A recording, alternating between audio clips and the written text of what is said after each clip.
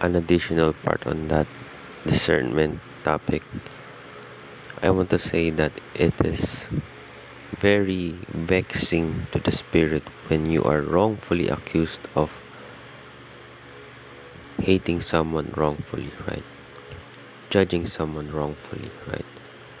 When in Ecclesiastes says that wisdom is a defense, right? At some point we have to hate rightfully so that we can distance ourselves from, you know, people who are trying to bring us down. Now, the question, should we now, I think this is a good discernment now. Now, should I stop helping those brothers to improve oneself? Of course not. I will not stop. But they have to have an acknowledgement that, hey, I did a wrong thing and I want to do better, right?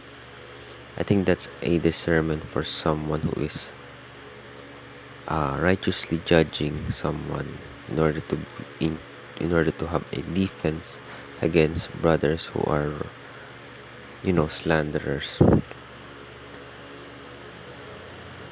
And that discernment question is, will you still help this brother if he asks help in improvement? you know so I'll increase more on this topic, the topic of discernment.